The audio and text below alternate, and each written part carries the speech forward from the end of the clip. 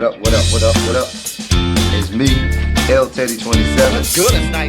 Right about the hood. Oh, dear God, I'm already eating a drink. Look a damn mess. Just a damn mess. No means no, and yes means no.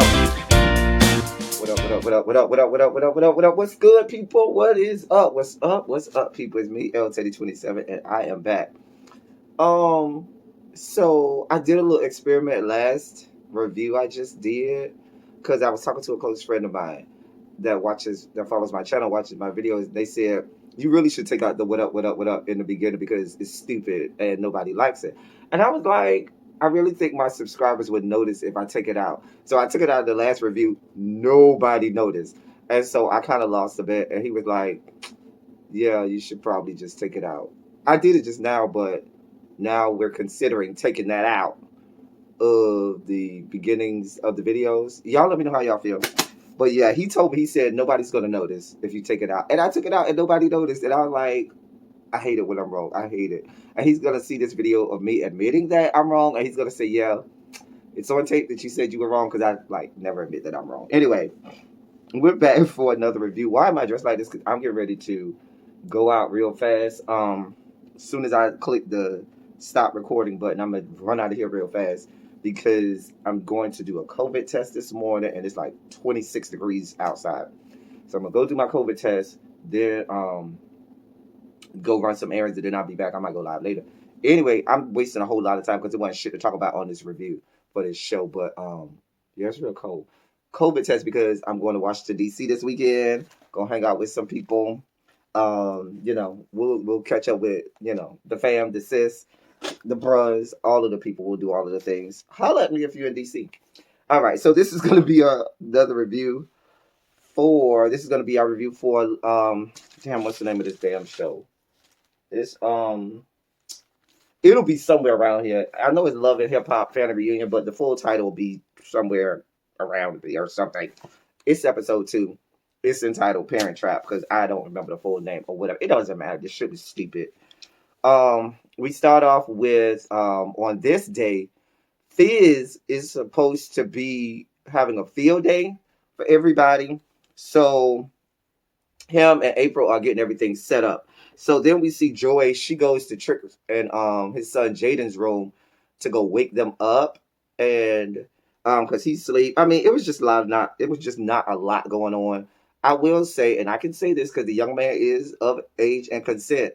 That Jaden is some chocolatey goodness over there. So you hear me? That's some chocolatey goodness over there. Ooh, child.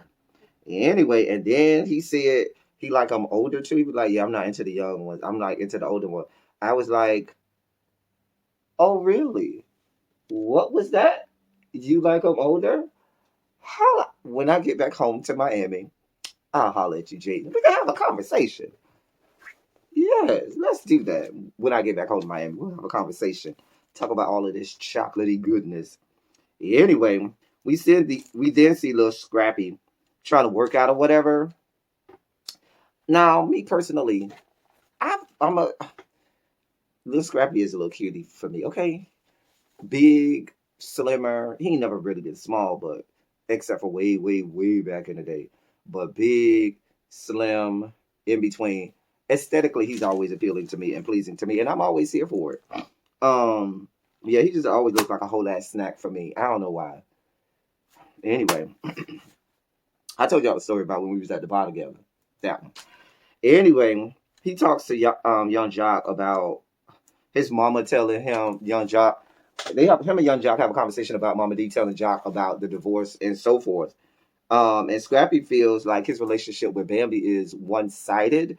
And that and that he does so much more for her, and she really doesn't do anything for him. And the thing about it is, with relationships sometimes have to be that way. There are moments in relationships, because everybody's like, a relationship is 50-50. A relationship is rarely 50-50. Sometimes it has to be 70-30. Sometimes it has to be 80-20. And there are moments when it has to be 100% one person, 0 of the other person.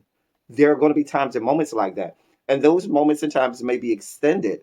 The thing that people don't understand when they get into marriages is you have signed up to be long suffering. You have signed up to put up with extended periods of time when you have to give 100 and the other person has to give 0, or vice versa, or times where you got to give 90%, they got to give 10%, and vice versa, and everybody just goes into it thinking, oh, it's going to be 50-50 the whole time. Well, I ain't doing this. That's not what marriage was signed up to be.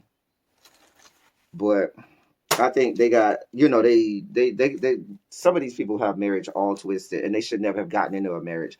Anyway, the other thing is Scrappy. You decided to knock this woman up every chance you get. And this woman has been pregnant just about the entirety of the time y'all been married. Y'all ain't thinking about perhaps getting her an IUD put in. You ain't thinking about getting a shot, something to where y'all not having no more kids, because you're never going to enjoy the fullness of your wife in all of, who and what she is and can be when she's pregnant all of the time, because pregnancy can change hormones, it can change how people react to you, it can change people's feelings. And then the other part about it is that you have not realized you signed up for. Once you introduce children into the mix, which you have, it's never going to be what you had before y'all got married. It's never going to be the situation that you had that got y'all to the point where y'all wanted to get married, because you never had a chance to have a married life with just you and her. So you're never going to have that thing that you thought you was going to have in your head. I don't know. Whatever. Mama D, we see her go talk to Judy. Mama D and Miss Judy out here talking. They talk about what's going on in their children's lives. And then Judy was like, well, let me tell you what's going on in my household. Ma'am, I don't think Mandices and Yandy are tax write-offs for you. You're not claiming them on your taxes. As far as I know, they don't live with you. They are not a part of your household. What are you talking about? This conversation incensed me, okay? Mama D says she's got a surprise guest coming to help Scrappy and Bambi deal with their issues. And then they both agree that they are the ones who have to fix what's going on in their son's relationships. This whole conversation kind of pisses me off, because I was like, no, you don't. Now, before I make this next statement, I'm not saying this applies to every black mother out there, but it does apply to some of you all. And if it applies to you, then you just need to take it. I don't understand, and I don't get why you feel like your parenting of your child has to linger and go on through the entirety of that child's life. It'd be like you saying, I'm going to breastfeed my child for the rest of their life. That's not how it was designed. You're designed to breastfeed your child until they get to a certain age and they can eat on their own. And then for the rest of their life, they eat on their own. They don't have to depend on you. The same thing with child rearing and parenting. You are supposed to raise your child, parent, instill ideologies and ways of thinking and good social skills and good life skills into your child for a finite period of time. After that, and that person, no longer a child, that person becomes an adult.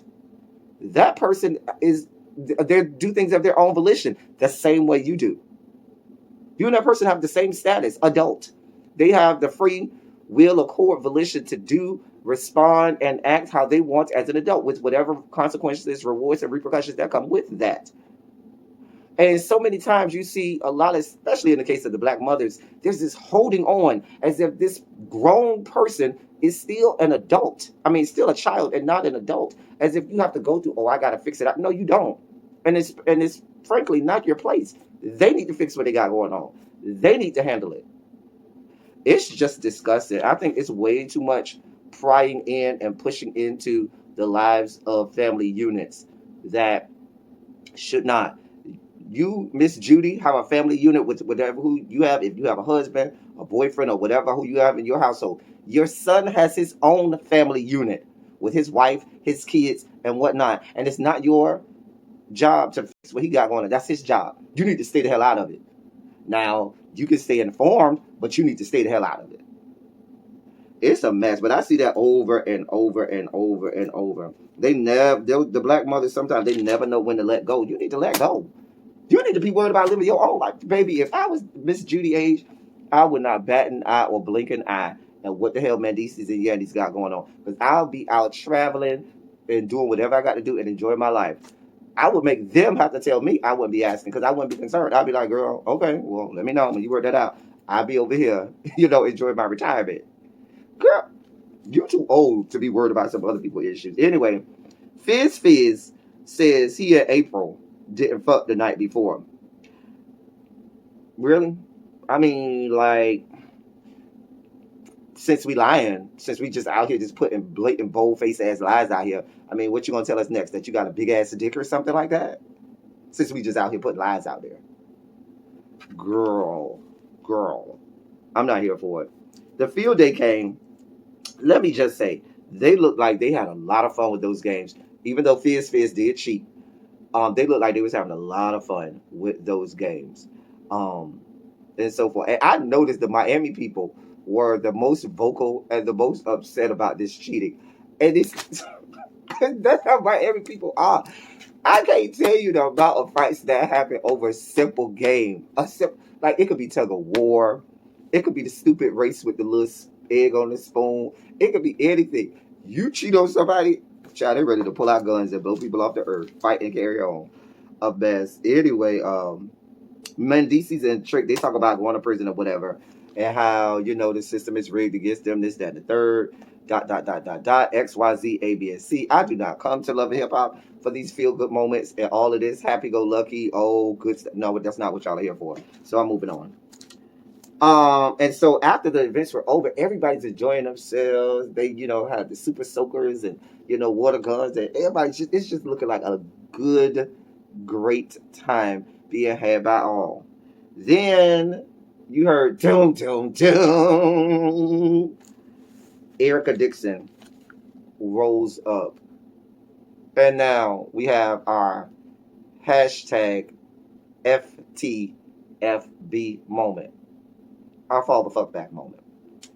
Our hashtag FTFB moment came because Erica, please help me understand why you're here. Nobody likes you. Nobody wants you around. You are annoying as fuck. You're irritating, you're aggravating, you're annoying. You, Erica, are the giant pulsating, throbbing hemorrhoid in the ass crack of Love and Hip Hop. You are annoying. Nobody can stand you. You're just out there pulsating, irritating, itching, making it uncomfortable for everybody to be around and everybody to walk. I just want to get a big bottle of Preparation H maximum strength and just select it all over you. Because I don't understand your purpose here. Nobody wants you here. If the only person that wants you anywhere is Mama D, it's time for you to rethink life.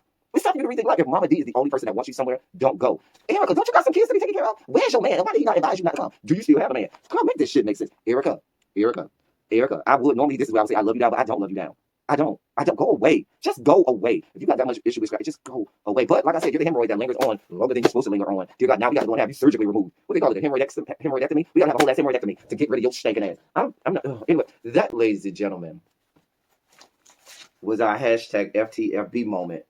Our fall the fuck back moment. Take it back, hoe. Run it back, bitch. I can't with Erica. I don't even understand why she's here. Bambi was like, now y'all know I can't stand this whore Bambi. Y'all know that whore Bambi. I do not like her at all. But I got to give her props. Erica came. Bambi said, girl, let me take care of you right now. Bambi said, hey, boo, let me talk to you. Bambi took her to the side. Bitch, I ain't got no problem with you. Hopefully you ain't got no with me. Whatever we done had in the past, let that shit go. I let it go. We going to keep it moving. We going to be grown. And we going to keep it moving, okay? Because I ain't got this type of time. I don't want to feel awkward. Bitch, I'm trying to enjoy myself and not have no issues. Baby say, okay, I'm glad we could do that. Everything's fine. Baby say, good. And they moved on. That was great. I like how you handled that, baby. She didn't even wait no time. Baby, Erica had been there 2.5 seconds. Baby say, hey, boo, let me holler at you real fast. Let me talk to you real fast. I was here for it. Mama D ain't shit. Can I just tell you? Mama D ain't shit. How the fuck you gonna say you are here for your son? You are there, because you love your son, this, that, and the third, and you bringing this whore around. I don't even like Bambi like that, but that is your son's wife. That's his wife. And you gonna bring this up? And him and Erica don't get along? Mama D, you ain't shit. But that explains why your son ain't shit. Joy and Sierra go and talk about breaking up with their ex-husbands or whatever. I ain't care what they had going on. Moving on. Mama D talks to Erica, and then we simultaneously see Scrappy talking with Bambi. They talk about some shit that I really wasn't caring about. I mean, all of this shit, they talk about the issues or whatever. Scrap don't want to deal with Erica. You know, the only grown, rational thinker in all of this being Bambi. Oh, that left a bad taste in my mouth. Because y'all know I don't like her. Scrappy, I just love thinking Scrappy and his mama ain't shit. Mama D ain't shit for bringing Erica there. Scrappy ain't shit because he just doesn't even want to deal with Erica and act as if she's just going to magically go away. The hemorrhoid is not going to go away until you do something about it and deal with it. Girl, they had a kickback later that night after the field day, and it looked like a lot. I will say this: it looked like they was having a lot of fun at this here resort or whatnot. Okay, a lot of fun. I wanted to be there. I love the conversation between Joy and Jaden. I like now that it was something that I was here for to see her sit him down and say, "Listen, I don't care what happened between you, me and your daddy. I'm still Mama Joy. I'm still here for you." Dot dot dot. That was a good conversation. I like to see that. Ray J tries to holler at Jasmine, and I guess he was gonna try to bust her down. Mind you, Ray J, last time I checked, you're still married. Separated or not, you're still married. But I'm just saying. I mean, this, yeah. Anyway, Carly tries to cock block again. I mean, we already went through the whole see last week's hashtag FTFB moment to discuss Carly and her cock blocking. And then we see Erica went over there to try to talk to Scrappy. And Scrappy was like, no, we're not doing this. Mm-mm. He wasn't here for no parts of it. Scrappy wasn't even trying to talk to the producers during the confessionals about Erica. He said, mm-mm, we ain't talking about her. We're not doing this. We ain't talking about it. I'm not here for it. Matter of fact, let me take this mic off and leave because I'm not here for none of this. Then they showed some scene of Scrappy's room and conversations was being had. I don't know with whom. I don't really care. It was just stupid at that point. Scrappy ain't shit. His mama ain't shit. And this whole situation is just getting on my nerves. Where's the preparation H? It kind of went off from there. The episode really didn't give me a lot because I think this tired ass storyline with Scrappy and Erica, it's just, I mean, it would look like a great time was being had by all. Erica ain't been on this show. Was Erica on last season? I think she was supposed to be on last season, but we only saw her for like 3 or 4 scenes or something. It was just stupid. Erica, go away. Like you, at this point, you don't make for good television, Erica, and nobody wants to see. But this episode was just blah. I just didn't have a lot, and I know this review now is longer than it probably way should have been. It's way longer than it should have been because I was just talking about other stuff. Anyway, that's all I got for y'all. Until next time. That's all I got. Thank y'all for coming. Y'all drive safely. I'm out.